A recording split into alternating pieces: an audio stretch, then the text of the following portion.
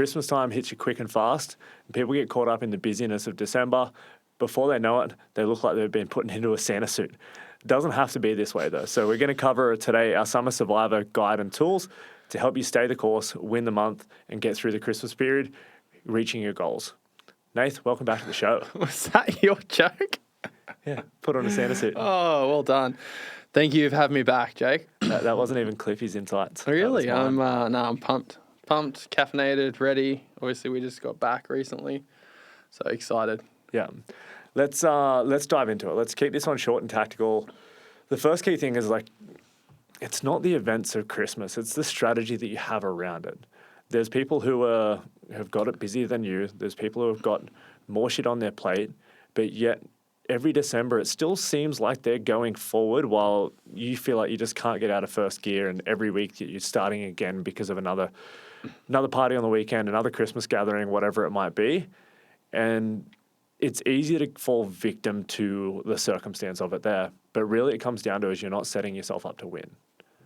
What are some of the things that we see happening in that time for clients? Like we've went through this for how many years now, Nath? Like 13, 14 years overall of like coaching or us as individuals or both? Coaching people through this period of time. Yeah, 13, 14 years. Yeah. So what are some of the stories that we see pop up in that time?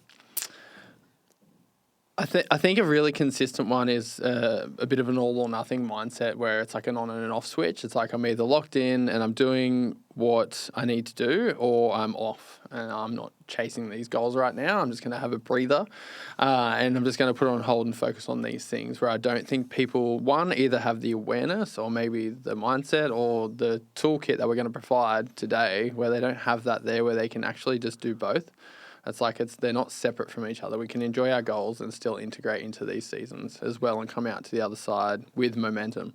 And maybe I can dive in a little bit, and I might offend a few people here. No, let's do it. But if you're going to take December and let's say January 2 off at that point there, you guys are taking fucking half a winter off too. Like in reality, it's like that's half of the year. Yeah, I have some passionate thoughts about this as well, Jacob. Yeah. So let's get it. Let's get heated. If you think it's like if this was your career and you took half of the fucking year off because it was like shit's on, like most of us couldn't live. Like we wouldn't be able to afford to live. So it's like if that's how we treat the goals that you say that you want and are important to you, do you really think you're gonna fucking get there? No. No, like it's the hard thing. It's like, it doesn't have to be perfect in that time. There is going to be seasons where you are going to peel it back, and like we've talked about this on another episode, like push, pull, and pivot. There's going to be seasons where you pull back a little bit. There's going to be seasons where you push the envelope, but you can't take half of the fucking year off. It's just, you can take half of the year off if you're completely okay with not getting the results that you say that you want. Yes, there is a consistent saying. It's don't complain about the results you didn't get from the work that you didn't put in.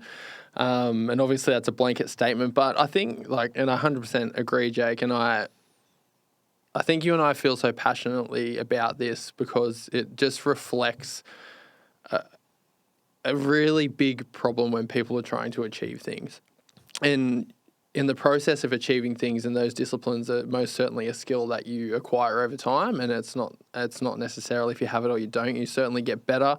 Like this morning when we were meant to train, and I said don't worry about it because Jake slept in and didn't meet me at 4, but he didn't take it lightly and said no, it's not the standard, and he wasn't happy with himself. But it takes time to get to that point. I did mention that on the episode with Jess earlier on that I'm fucking mad about it. Yeah, and you should be. And people will say, "Oh, don't worry, like you do all these things." And it's not that he values himself less of that. He just doesn't.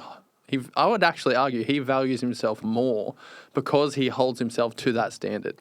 But to circle that back around and keep it on topic for everyone in this season, you have a choice to take actions towards who you are becoming and who you want to be. And it's not an on and an off, and it doesn't work like that. And I think that's where people get so stuck in what they're trying to achieve. They don't actually attach it to who they're becoming and where they're moving with this thing. And then we get stuck in this like on the wagon, off the wagon, or I'll have a I don't know, a cheat meal here or this, that. And it's not that you can't do these things. You just need to know where you're going, and you need the tools in your toolkit to understand how to get there and not have to sacrifice things that are important to you. And obviously connection, family, food, like all those things over this season are important. And we're not going to tell you in this episode not to do that. But it's not an on and off track thing. It's just that we're making decisions that move us towards what's important and what we're striving for, or we're not.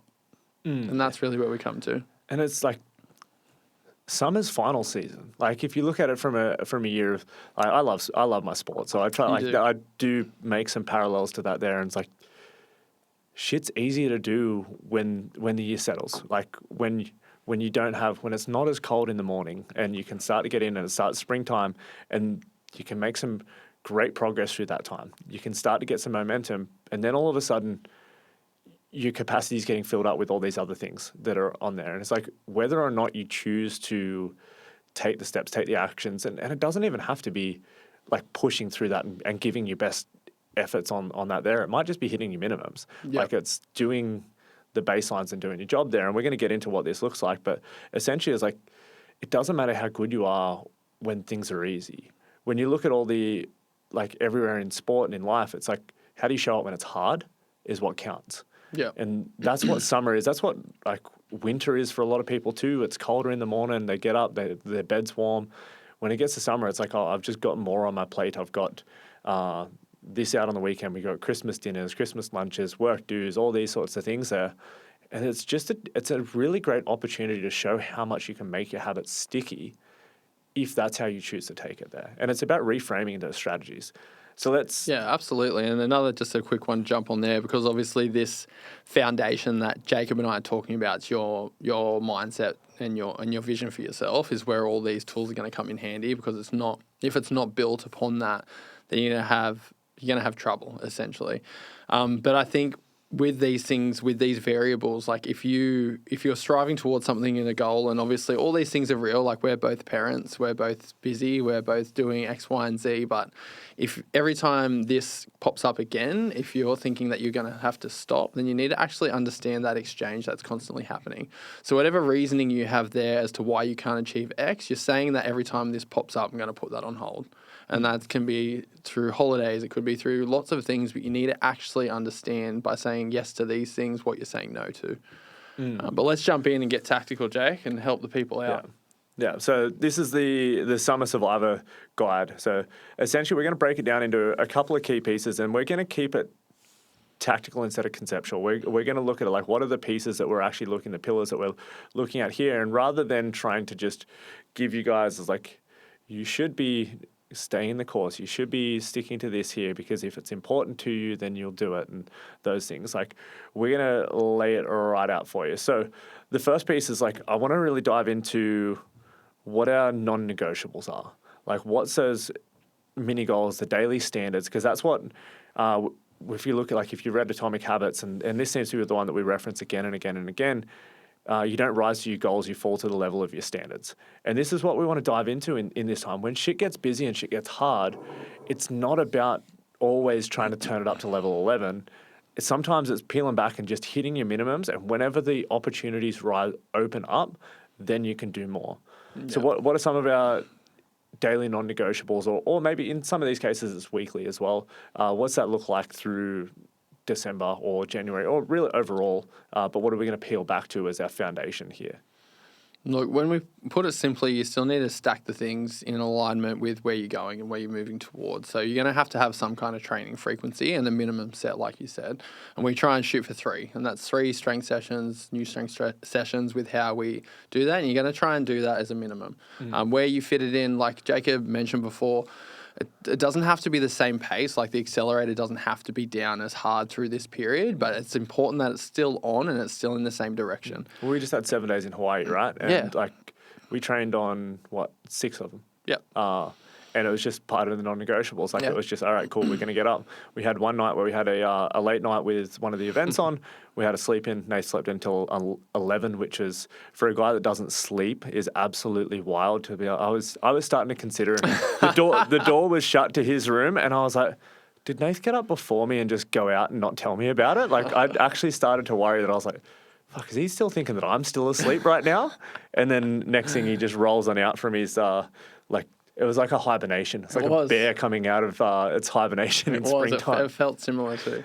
So diving into that, like we say 3 sessions as the fundamental, like, and the reason why we say 3 is like we've done, like, I love data. I love the numbers and all those things. Like we've tracked numbers over 8 years or more. And there's a consistency around the magic of that 3 is the people who turn up 3 days or more stay the course, they get the results that they're after, and they make it sticky. Like training becomes a part of their life, as opposed to if they start to drift below that, that's where you start to see life gets in the way. They can have a week off, they can miss the boat. But if you just stick at that fundamental of 3 plus, shit seems to happen. Like, and that's data on 8 years of evidence within our gym alone. Like, so we know our people the best, and it also translates out to, like, I know we've reviewed the mind body data, the data from like other people in the fitness industry, and it typically comes out pretty close to around the same thing. Like I think there's like one of them says like 2.7 average attendance is their magic number. So we're going to round up and we're going to say 3 because we hold ourselves to a higher standard, right? 100%. What's our next piece? I like to think so. General activity, like it's the best season to be out and about.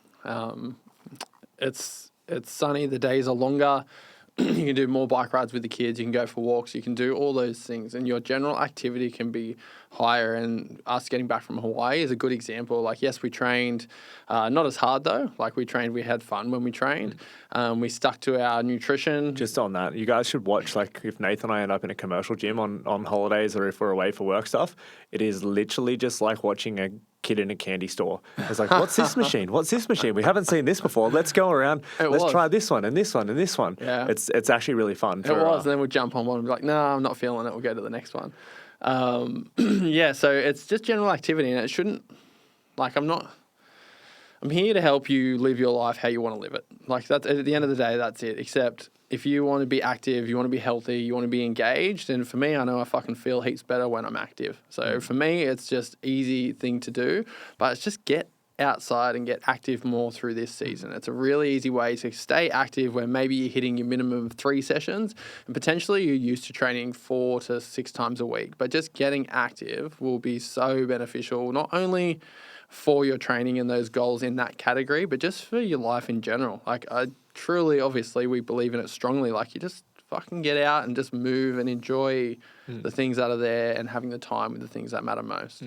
Yeah, and it could be as simple as just chucking your AirPods in and going for a walk, like out there. It's like if you've got a busy day, it's like getting out on your lunch break or so on and just getting out. Like I know Lily's pretty big on in the gym. It's like when we've been in the office for too long, she's like, I just need a walk break.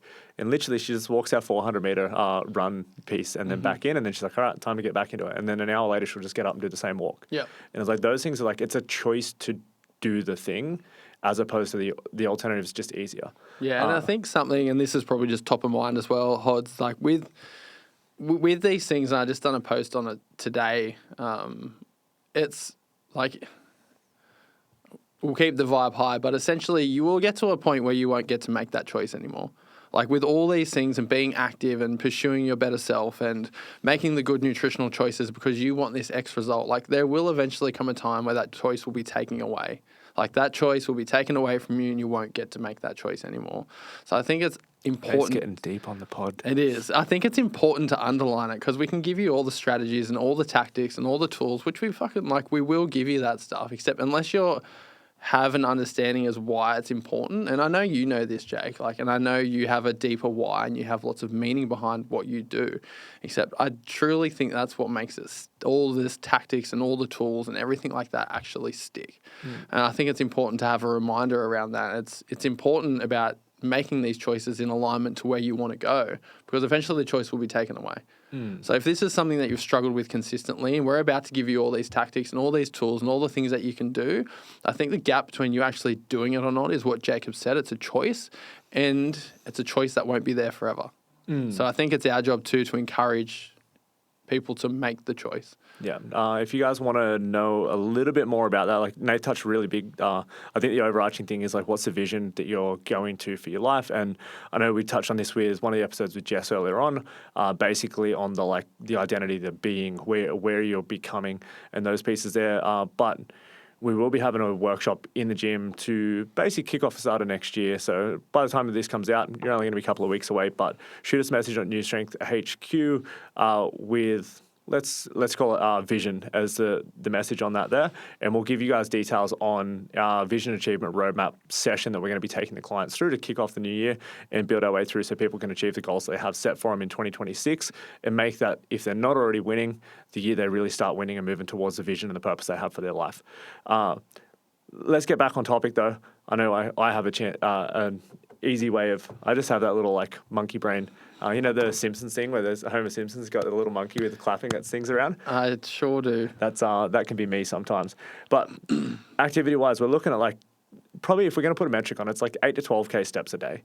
If you're just hitting that minimum, and it does depend, like if you're a runner, I want to bump that number up a little bit because your running is going to be the same thing as like the exercise session. So if you're running and like we went and did 10Ks the other day, that comes down around about 10K steps as well. And then if you go and do nothing the rest of the day, the 10K steps is, even though that was your exercise, that would have just been the same activity if you just went walking around and active and doing things there. So I was like, you might take away your activity steps in that there if you want to get really tactical. Or like your exercise steps, take away that from your activity and add that there and just go like that baseline of 8. But for the everyday person, like just, it doesn't take that much to hit 8. You just have to try to intentionally not fall into the trap of just sitting on the lounge or sitting at the office desk. And like, I know when I go back to editing these podcasts, it's like, I can be trapped on the desk for like 4 hours straight and not feel like I get anywhere from it. But having to make sure that I set up the day to work around it. Last piece, nutrition. What's our fundamental, like our baseline on nutrition? I heard something recently, 80% nutritious and 20% delicious, which was pretty funny. But essentially, you just want to... Where does IHOP sits in both, right? Mate, absolutely. It's so context dependent. And obviously, we had a nutrition chat a couple of episodes ago. So if you want more on that and more in depth, then you can go to that. But essentially, with our nutrition over that period of time, it's going to be multifaceted. So you're going to have your goals that you're working towards, you're going to have your experiences that you're trying to absorb, and then you're going to have stuff that's just delicious and you want to eat it. And everything is okay. It's just making sure that you're actively making a decision. So I think we can go through like that 80-20 principle where like 80% of the time just stay on track and do your normal things. So you can feel good, you can show up and you can stay in a rhythm. Then 20% of the time you can do those things where it's experience or whatnot.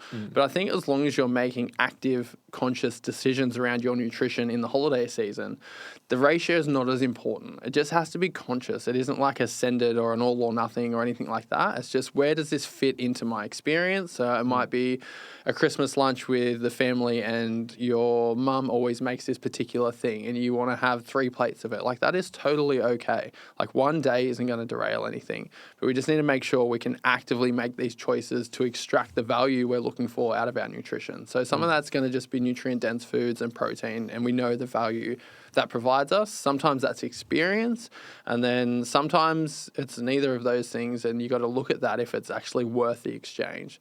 So I think conscious choice is probably going to be the biggest thing, and then underlying that, just go with that 70-30, 80-20 principle and see where it fits in. And then that for some people, that might be tracking. For some people, that might be like in every layer, something is like a layer of tracking, whether or not it is like calorie counting and weighing your food, whether that's like using the old precision nutrition model, like the hand sizes, plate sizes, etc., and those things there. But there's, as you said, there's about 80% of whatever that thing is and a bit of 20% flexibility. And sometimes it's also just using like adaptability and accountability on the fly with things. So whether that is tracking your weight consistently and then, okay, if it starts to trend your way up and you know that you've been a little bit looser, then you start to tighten things up a little bit more. Or if it's in the right direction and you might be able to let off the guardrails a little bit more if you've got something coming up, because you know that overall you're sitting where you need to be. So there is a bit of like layers of where that's going to be variable on the person, what works for you. I know like you track pretty much every day bar a couple of spare days here and there and those sort of things. Yeah, I missed one day in Hawaii. Yeah. as an example for that. But it's That it's was funny. the, I get the double it's- day sort of thing where there's a day that's not a day. Those are confusing. Pretty much, that was confusing. The apps definitely haven't figured out that. Like our step count was like reset and went back up onto the previous day. And Yeah, stuff. no, it was all over the place. But around Apple, that, Garmin, get your shit sorted. You guys need to figure out like changing time zones and stuff. yeah, I need to make sure my step count's consistent. Yeah, I do. I choose to track most things, and I feel so much better for it. And then I think people see it as a chore. They're like, "Oh, just have a rest," or "You're in such good shape, you don't have to track anything." It's like, no, this is my life because of the things I actually do. It's not the other way around. And I don't mind it. Like, it's easy. It works for me really well. I know some people, it's not their thing, and it doesn't have to be. But I know if I can hit my protein target, hit my nutrients, like in fiber, and I can manipulate the other things, I feel good. Like, I feel good through the day. If I feel good through the day, I can show up better. If I show up better, I have a better day. And you know that. Like, if I win the day, more than not, I can win the week, win the month. Win the month, you win the quarter. Have good quarters, you win the year. And that's really what it is. It's just stacking up. And I think it's just zooming in on the days to make sure you can do that. Yeah, 100%. So like our three pillars essentially when we look at the actual daily non-negotiables is like we want to hit 3 sessions a week. We want to be generally physically active outside of the gym. So that's 8 to 12K steps a day and then around 80% adherence on our nutrition. So how do we protect that is we're going to look at our guardrails. That's our next piece is like, and the first piece of that there is like we're planning to win and then we're playing to win. And that starts for us, that starts Sunday, Separation Sunday. Every Sunday morning we get out, we do our run. We've talked about this on the podcast before. And then after that, we're setting up the week from what's happening, what's our plans for work. There's 4 pieces out there. It's like you've got your work, you've got personal, you've got relationships, and you've got it's categorized as wealth or finances or whatever it might be. I'm terrible on that last one. Sorry, Glenn. We are in the money studio, and I have just confessed to being terrible at managing finances. You can do Glenn's budget that I watched on the plane. Shout out. I'll link you. There is a little thing for the ads here. So this is now an ad for the Glenn James spending plan. I did actually listen to that I was listening to Glenn's podcast on the way over here, funnily enough. It's really good. It's really good. It's funny. I shot it to him and sent him a photo when I was on the plane back and thanked him for the content essentially, but then he wrote back he's going to upgrade it. So it's another thing. Yeah, going to upgrade it, redo it, but then he's going to move into that online space a little bit more. So it could have a money amount attached to it that you might have to purchase it. So if you still want to get in whilst it's free and good, I would encourage you to do that ASAP, and it's very beneficial. Shout out to Andrew. I was talking to him about that yesterday in the gym actually, and he's utilised it.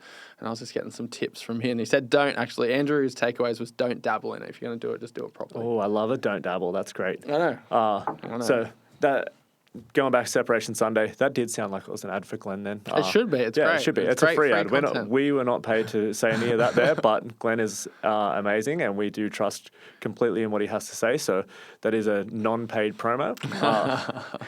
But if you do want to flick us a couple of bucks, Glenn, if you're listening, we're available. My bank account details are. So back on Separation Sunday, we start the week with that. We plan the week to win, and then you're going to lay out the week as it comes for you to win. So that's booking in where your training sessions are going to be, booking in where that might be what day you're going to do your meal prep, so you're going to be covered on that there, or like do you have a plan on, okay, cool, we're going to go to this place for dinner, and that's part of what our Christmas celebrations are. We know what it's going to be. How do I plan for that? Am I going to calorie budget that there? And we'll touch on calorie budgeting soon, or am I going to look at the menu in advance? Like we did this in Hawaii, where we were just going through and we're checking the menus in advance to figure out I wasn't so much from a tracking perspective, but I just wanted to know that the place that we're going to go to had something that I was excited to eat. And most of the time, like that was steaks and nice things. It wasn't like I was going like, all right, cool. There was one day. It wasn't as hard to eat well as people made out over there. There was one day of Loco Moco, which if you guys haven't had Loco Moco in Hawaii, it's pretty, it's very rich, but it is amazing as well. It's a one-off thing though. I couldn't do that again. So second piece, we don't miss twice. So that's our golden rule. We carry that forward no matter what. That is, if you miss a day, the next day you make sure you absolutely nail it. Because, one day is a blip. 2 days is, what's our thing here? You might be able to jump in on this, Nath. I've got this written down on a content. Look, I just go, just don't miss twice. Yeah, don't miss twice. Just don't miss twice. It's, it's a trend, I think is the word you're looking for. But just, like really, if you're missing twice, and then you get to that third time, then 3 days is the trend. Yeah. Is the piece there. So you don't miss the 2 in a row. And we always just come back to that. Like if you do find yourself that you've missed on that first day, you then go back to what your plan is and how do you need to adjust the plan to be able to make sure it happens. Is that there? We're going to anchor in your training days, particularly around any of those events. Mm-hmm. So if you've got, like, one of the easiest things is going, okay, cool. If I've got something on of that night, you're going to then chuck a training session on the front end of the day. So if it's something on Saturday, you get your butt to the gym on Saturday morning. And there's a couple of reasons why we do that. One, people who train in the morning are more likely to stick to a solid nutrition plan for the rest of the day. So if you've already set the tone with that there, you're more likely to choose to have positive, healthy choices when you do go out to the event afterwards. You're more likely to do that through the rest of the day versus somebody that goes, oh, I'm going to go to lunch, then I'll go to the gym afterwards. You're more likely, people in that situation where they're going to their lunch event are more likely to then slip up a little bit more because like, oh, you know what, well, I am going to the gym later on, I can make it work. So there's a little bit of psychology around that there. And then you want to stack your wins and create a rhythm of like when you know you're winning the days, then you're going to start to win the week. And it's way, way easier when you've already won 2 or 3 days to keep on that trend and keep that going through to the end of the week. So there are guardrails that we work with.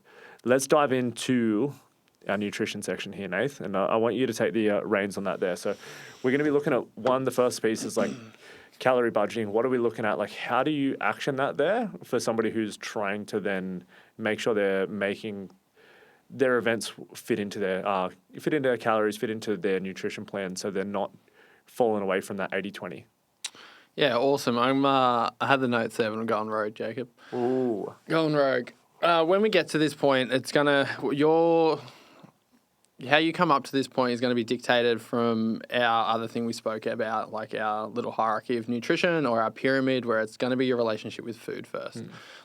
None of these tactics are going to fix that. So that has to be sorted. But when you get to the point where you do have a good relationship with food or good enough, we get to the point where we can do this thing with calorie budgeting, which is what Jacob just asked me. And we can essentially place calories across the week, the month. It doesn't really matter when we zoom out enough. And it allows us to stay on track and then still enjoy what we want to enjoy. So this can be that it's done to a T. So I could take I took 500 calories off my Thursday and my Friday. So that would equal 1,000 calories. And I can put that on my Saturday if that was going to be a special occasion or whatever it can be from there. That's how you do it very specifically. Except another way too, if you have adherence 90% of the time and you've been running in a deficit, you can eat freely and you're not going to have to worry about tracking. It's still calorie budgeting. It's just less of the actual the numerical side of it, of having the exact numbers. And Lily's a really good example of this because I've been taking her through her current fat loss phase. She went to Bali with the family and her adherence had been really good. And we were talking about it and I said, look, if you eat consciously, you're not going to have to track over there because of the deficit we have created through these weeks leading up. Like, yes, it's possible that she could go back into a surplus from a zoomed out perspective, but it's really unlikely. So what we can do there, we've done a really big calorie budget where it's like, cool, the overall deficit of her 10 weeks is still going to be significant enough for her to hit her goal, even if she runs in a surplus for that week there. So when we're looking at things like that, it really depends on what your goal is in the lead up, but essentially calorie budgeting, to put it simply, you're going to take some calories from somewhere and you're going to place them somewhere else so you can still achieve your goal. But that's going to look different for everyone depending on that. Yeah, and I think like there is definitely some strategies there. There's that you can use. Like, obviously, one of the tactical things that you do want to do is like, we don't want to take it away from protein, right? You want to have that consistently. 100%. So when we're looking at that, there, like when you are going out into like lunches, dinners, often the thing that you're going to find it hardest to get when you are at those things is like protein. Except for Christmas ham. Yeah, except for Christmas ham. And and then it's just, part of that is then going, okay, cool, well, we want to prioritize protein where we can in the day. So when you are pulling away, you want to typically pull away from carbs, fats earlier on in the day because you know you're going to get them. Like you can find them, pretty much you can find them anywhere at a Christmas lunch. So protein, on the other hand, you've got to be pretty diligent to making sure you're getting it without the fats and so on in those cases. So we do want to then prioritize, like, I know Nath doesn't really eat in most of those cases. He'll just save all of his calories for that event there. I'll look for something that's like 40 to 50 grams sort of like protein at brekkie and lunch, which one's going to help like control your appetite a little bit more. It does depend on like your own personal preferences. Like Nath can pretty much not eat for a whole day and then still be fine. And then me, on the other hand, like I've got to have a little bit more, or at least I've trained myself into a bit more of a consistent blood sugar and so on, to where I feel a little bit more off in doing so. And I'm probably more likely, if I don't have a little bit of staples there, to then go away from the plan. Yeah. And it is finding that balance for you there. So some of those things, like what would be go-tos that you'd tell somebody that's trying to get that 40, 50 grams in, say, like a breakfast or like a lunch, while they are budgeting some of their calories or the carbs and fats for later in the day? Yeah, cool. Essentially, there's going to be a few options, but you'd be looking at something that I've spoken to you about, Jake, which is that 10% rule. So if you're looking to do this in calorie budget, you'd be looking for about 10% of the calories of whatever you're going to source on that day in grams of protein. So if I had a 500 calorie meal that I was going to have to do this, I'd want 50 grams of protein to be there. And that's going to essentially ensure what Jacob referred to before, that the carbohydrates and the fats aren't there. And that's what we're doing with that little rule. So you'll see things that come up like your protein yogurts are a really good example of that, where it's easier to get a high protein amount for less calories. So we can do that with our breakfast. You have your pre-made meals, which are going to be very handy. Most of your lean meats as well. But if you're looking at like a typical quote unquote breakfast, it'd be looking to utilize things that are going to be the lowest calorie. And normally they're the most processed. And we're not using processed in a negative frame here. It's just that they've got the fats and carbohydrates filtered out through that processing. So if I'm going to have to pick three, it's going to be protein yogurts. The low fat one's going to be a good add because you can add that to your normal breakfast. Shout out to Paul's. We'll same again. If you guys want to sponsor the pod, let us know. Paul, I'm off Paul's. What was Paul's? the one in Hawaii called again? If Nath gets a chance to actually import ratio protein yogurts Elite. into the country, ratio protein yogurt was the best thing ever by far. Taste, texture, calories to protein ratio, all of it. So yes, protein yogurts are a really good way. Generally, it's quote unquote looked at as a breakfast food, where I just think eat whatever you want. But that's going to help a lot. Other things, utilize as shakes. Like shakes are so easy to do. Like with what Jake said before, with him sometimes feeling off if he doesn't eat, that does come up for me sometimes. And if that happens, I'd be looking to utilize something like a double scoop of whey and a punnet of blueberries or a banana or something that's going to be high fiber, nutrient dense, and it's going to help me stay full, but it's not going to push my calories over. And then the third option I'd run with is something that's just pre-made that you know is high in protein. So you can look at my Muscle Chef meals potentially. You could just do store-bought shakes, or you could have something together. But that would be my three go-tos that I would do. And some recipes that I've been going ham on, but I've got to perfect them first. Yeah, and you've got some like obviously like lunches and stuff like that, like simple like burrito bowls or lean protein bowls, like where it's like a cool like I think Nath ate about 30,000 poke bowls. Like tuna poke bowls over in Hawaii, like things like that are really simple, where it's going to come in, it's going to be loaded with protein. Like you're going to look at somewhere between 150 to 250 grams of a lean protein, chicken, mince, salmon, tuna, those sorts of things. They're alongside, stacked up with some veggies, maybe a little bit of carbs there. So you want to have that fiber and so on. There is a really simple one for lunch, and the best bit about that is you can batch them out pretty well, and you don't have to go plain too. I think that's a perception that does get missed in the fitness space from a nutrition, and it is changing, but we see a lot of people that they then go, I have to have plain chicken, rice, and broccoli because that's what they saw the bodybuilders doing. But the bodybuilders were trying to get to like 2% body fat. Yeah, and most of the bodybuilders didn't even have to do that to do that. It was like that saying where like, I wish I could remember. I heard it when I was about 18. It was Eric Helms spoke about it with nutrition. It's like everyone in nutrition and fitness is watching someone do 2 12s and then walk through a door and thinking that's how they got through the door. So then they walk forward and do 2 12s and walk through the door, where everyone could have just fucking walked through the door and it was open the whole time. Yeah. And that is the industry. And that is the industry. And it's so many people watching so many people do something without a base understanding, and they just think that's how you get through the door. When most of the time you just get through the door by going through the door. And that's it. And that, for me, was a game changer in my thought process. So even with the people that are getting the leanest of the leanest and I think we need to separate, they're not the healthiest or the fittest either. We need to, like, bodybuilders just aren't. Bodybuilding isn't a healthy sport. Let's just make sure we can keep that separate. For most of us there, we want to lose some body fat to look, move, and feel our best, but we're not trying to jump on the stage. So don't worry about all the bland meals. Have fun with it. Man, I've got diced off eating the most ridiculously worse nutrition you could think of, like really putting flexible dieting to a test. Yes, I've come back from there, but there's a lot of variation that you can do and still lose truckloads of body fat. Yeah, for sure. So it's like you can have a little bit of freedom there too, particularly like we're only talking about like freeing up. Like you don't need to, if you're already budgeting where say you've got 2,000 calories today and you're going to evenly split that over 3 meals there. When you go to then do your like calorie budgeting, we're not looking at then you need to save 1,500 for that last one. You just need to shave a little bit off each other one. So then it might only be like shaving 10 to 20% off the other meals, so you can give yourself 1,000 for the last one instead of 600, which isn't impossible to do. So you don't have to go from like one extreme back to the other one. It's just moving. It's just playing the game a little bit. Like it's moving your chips around the board a little bit more. So it's not impossible. Like it can be as simple as just having a light breakfast, a light lunch, keeping protein high, and then fats and carbohydrates on the lower side. Doesn't have to be super low, and then having enough water and enough fiber through your green veggies and stuff like that to keep you full through that stage, so that you get yourself to the end of the day, and it doesn't have to be you don't need to have 2,000 calories at the end of the day. You can if you want, but you only need to just generally just leave a little bit of extra room so you can make it work.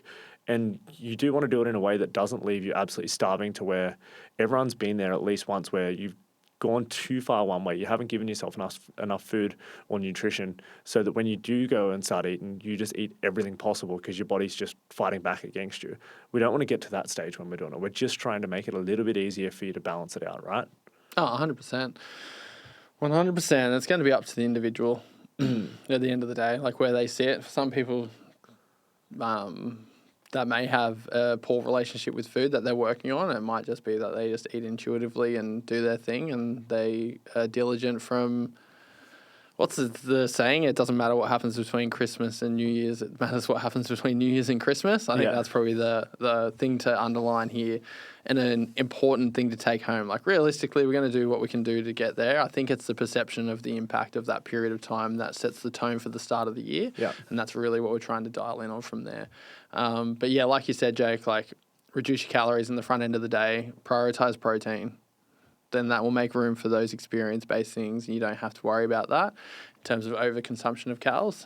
But just do it in a way that actually still makes it enjoyable. Like, that's the biggest thing. All right, we're going to shift gears. We're going to go to a little bit of hot seat in this piece now. So I want to give you a context of like what's the situation that we're going into. Should I get my notes up? No, you don't need notes for this one. And I want you to just give me the answers. Like, what is going to be your go-to? Like, if you're put in this situation here, you've done all of the pieces. Right. Like, you've budgeted your calories towards it, and then what's the setting? And I want you to go with like, what are you going to choose to go with your food on those things? Rapid fire. Yeah, a bit of rapid fire. Give me a couple of options there. So, all right, first one is family barbecue. Cool. Family barbecue, I'm going to prioritize the leanest proteins that I can that I still enjoy. So for me, it's looking at things like having the knowledge between, let's say, lamb and rump steak. Like the lamb, whilst delicious, 100%, and if that's your favourite, go for it, and it reminds you of Christmas. For me, do not care. I'll enjoy a steak just as much, and the steak has much less calories. So picking my protein with the barbecue. Yeah. What's the sides that you're going to come along with that there? What's your go-to on sides?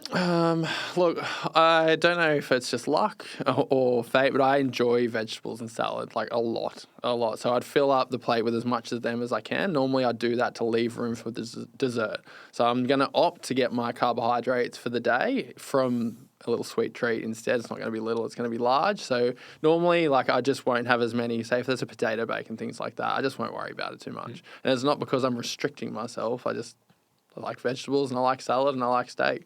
So I'm going to really enjoy that. I'll be present, I'll feel good, and then I'd rather have half a cheesecake afterwards than eat my potato bake beforehand. So that would be my go-to with that. All right, we're going grazing table. What are you doing? Turn up there, like maybe like somewhere between like kids party vibe grazing table and a little bit more of like a wine and cheese style event. Like what are you looking for in each one of them?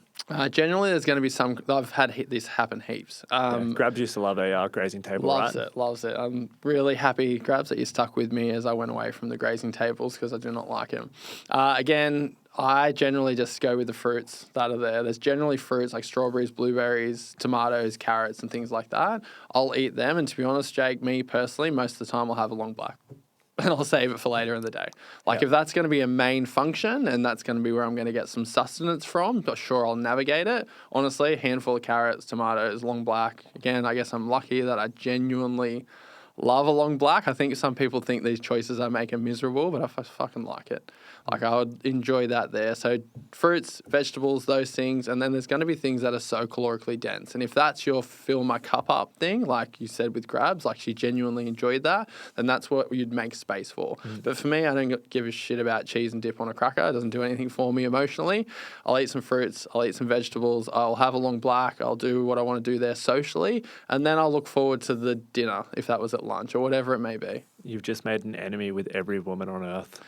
I don't give a shit about cheese and crackers. I don't. I'm sorry, it just doesn't. It just doesn't do it for me. Generally, I don't think they taste that great, and normally it makes me feel like shit. And then I think, what was the point of that? So I think, and in some cases, like some of your meats and stuff like that are going to be okay, but it is knowing what is the right one. It's to, really hard. Most no. Like let's be honest, on a grazing table, unless they've gone fancy, most are going to be like. They're not. The ratio is just not there. Like you have your cabanossi, you have your like pastrami's and things like that. And most of the time that ratio of calories per protein, it's not a protein source. Like if you enjoy them, they're not bad. Like, there's nothing wrong with it. Like consume it, but it's not a protein source. Like a cabanossi stick is not protein. Yeah. It's you're a lot of calories for a little bit. You might find like whether you might be able to get the lean ham, lean turkey and stuff like that, but it's depending on the circumstance of where you're at. Yeah, and if they don't have it, I guess you could just ask the person catering next time to do a better job. I want some lean protein sources. I can just see you turning up with your own little layer of like, all right, cool. You've just got strips of sashimi that you've just popped on the side of it. Oh man, telling that would everyone be to back absolutely off. heaven. But yeah, that one genuinely, Jake, because that pops up a lot. Kids parties, things like that. Like I've had that heaps through my last few deficits. I normally will have carrots when we go to first. They normally have them chopped, and then I'll just see how many people are eating fruit because I don't want to eat it all, obviously, on everyone. That'd be my next go-to, and I'd ask for a coffee. If they have it, or if they have it, they get myself one, and I genuinely enjoy that. And sometimes in those ones, the best thing that you can do is just eat before you go. Like it seems odd, but it's like if you just eat a light lean protein meal or something like that before you go to there, it just saves you the feeling of like where you're like everyone else is eating, I'm hungry. Like if you're pretty well full, you're probably not going to go and grab much more. Yeah. So sometimes that's just easier to just plan it out in beforehand, and this comes into like planning to win, play to win from that separation Sunday idea before that. Let's go last one now, like work, dinner and drinks sort of, let's say Rascals, like just to keep it simple. I'm a big fan of Rascals. Like what are you ordering at a place like that or like grilled or something towards that effect? I get grilled most of the time. I can give you my order. It depends. Sometimes I'll calorie budget for it and then I'll get what I want, whatever I want. But most of the time it's bird and brie, no cheese, and I get two of them. Like in that, and I genuinely like it. And the reason no cheese, like cheese is the most calorically dense thing on there, and I really like the sauce that's on it, whatever it is. Like, I think it's like cranberry sauce. Yeah, like that. Like I genuinely love that. So I choose to take the calories from the cheese that's on there, and then be able to have two. So then the volume of food's quite high, the protein content is high, and it looks like I'm getting 2 burgers, and that fills my cup up. So that's my go-to there. But essentially, like we live where the kilojoules and calories are going to be placed on there. So what you can do, you can just look at that exchange where you can just go to the menu and just go, okay, sweet, these ones are going to be the lowest calories. Generally, they're going to be all the grilled chicken ones that you'd be looking at in that section at grilled. Or if it's Rascals, same thing. Most of the time, the chicken options are going to have less calories. I'm not familiar with Rascals because I don't get it. I don't think they share their calories on the menu. They don't. Yeah, should I just get their menu up quickly? If you like, mate. If you like, why not? We can bring it up for the people. Let's have a look. I don't think they do a grilled chicken, actually. They don't. That's why I get it grilled. Yeah, pick your burger place wisely is my first thing. Our menu. All right, cool. So Rascals doesn't have it, but they should. Like my instant go-to is going to be looking at the chicken. Obviously, there's preference in there. And they have 3 options with the chicken. They have Marty McFly, and that's fried chicken breast, So yeah, that's a key. It's chicken breast, it's not chicken thigh. So you're going to have less calories even if it is fried. Cheese, lettuce, tomato, ranch, onions, pickles. It's making me hungry. Southern fried chicken breast, buffalo sauce, cheese, ranch, iceberg lettuce, onions. That's a Mad Dog. Then the jerk is southern fried chicken breast, cheese, Jamaican jerk sauce, slaw, jalapenos, and sambal. What's that? Sambal. Chili sauce. There you go. So even just looking at that, like the first one, Marty McFly is going to be the lowest calories. Like you got chicken breast, there's less of the cheese on there. You got lettuce, tomato. You got your ranch there as well, but I can just ask for no ranch, or I could just fit that in. So that would be the easiest way to go about it. You could go through all the beef ones, but generally speaking, that wigged me out that they use some capitals, some lowercase letters out of sequence. I didn't notice that with their branding before. Yeah, the other one's generally going to be less volume for higher calories, so you'll still be hungry, and then you'll probably go ham on these next things, which is like loaded fries, different combos, and sweets and whatnot, which again, if you've allocated for it, it's fine. But I would go a Marty, a fly, and make sure I had something beforehand, is what I'd personally do. And then you're going to have options like you can go to burger bowls and all those sorts of things if you want to go to there. It just depends on how much you have made room for it too. Yeah, and how much meaning it has. Like I know for you, Rascals is a really experience-based thing. So for you, I would say just make it work how you want it to work within it. Except for me, like I don't care about it. So I could go and have a burger bowl or just not eat and just hang out, and I wouldn't actually feel deprived at all. But I know if I told you to do that, then it's not going to work. So it's also knowing yourself and what meaning it has. Yeah, for sure. So essentially the option if you do go to a burger place is like, is there a grilled option for the chicken or so on? From there, skip the fries, deep fried. It's probably not the most calorie dense thing there. If you can, sometimes that might mean double burger. Like you're probably better off double burger, particularly if there is a grilled option, and you can go without cheese or so on from that there, and you can have two burgers and still get away with like having high protein, lower overall calories, and then just making sure you're doubling up on the salad and stuff like that there, or you can go to those burger bowls. So I think there are some great ones there. Let's wrap this up because we have gone deep on this one here. So we have to. I want to just basically wrap this on is like the key pieces here. If we go back to it, is like hitting your daily minimums. Like what's the non-negotiables? What are those standards are? So we put that down as 3 training sessions a week. We're also then going to hit that 8 to 12 Ks on our steps and keeping your nutrition dialed around about that 80%, whatever way that you track it, and just calibrate and adjust as you go through there. It's not about trying to like have it as a perfect thing and then just sticking to it. It's like you might have to dial things in a little bit more as you go. You might be able to loosen them off a little bit depending on where your goals are, where you're building towards and what you're going with. Alongside that, the big piece is planning to win.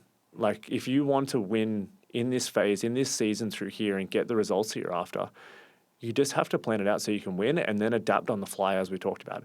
You can't go in winging it through this silly season, through the busyness of it all, and expect to come out on the other side getting the results that you want. If you plan to win and you play to win, you'll get there. Nath, you got anything else to wrap up on? I do. One more thing to add to that. I think the listeners should just soak up what you said just then because that's going to be most of it. I think one more thing to add, if your goals and the things you're doing on a daily basis and your actions you're trying to take always feel like a chore that you're trying to get away from, you need to go back to that base principle of like, what the fuck are you doing, why are you doing it, and why are you moving towards. I think it comes to this point where it's like people, they feel like it's a chore, like the actions are a chore, and it's not going to always be easy. But if your daily rituals that are going to get you to where you think you want to go, if they consistently feel like a chore, then it's just going to take one silly season or one event or something to come up for you to not worry about it. So I think if you're someone that's on the wagon, off the wagon, and doing these things, and then your pursuit of becoming this thing you want to become feels like a chore, you need to go back, listen to the podcast, previous one with Jess, and then touch on some other things because we don't want to band-aid this. Like all these tools are so useful and I use them every single day, and it's not going to be something that you don't know now. Like if you're listening to this, you know what you need to know. And then if it's still not working, you're going to have to come back to that foundation and be like, why does this feel like so much of a chore and why can't I just action what I need to action? So I think that would be the one thing I'd add to what you said beautifully, Jacob. But besides that, that's it. Let's get it. That's us. So that's it for another episode of the Newstrength Way. We'll see you guys back at it next week.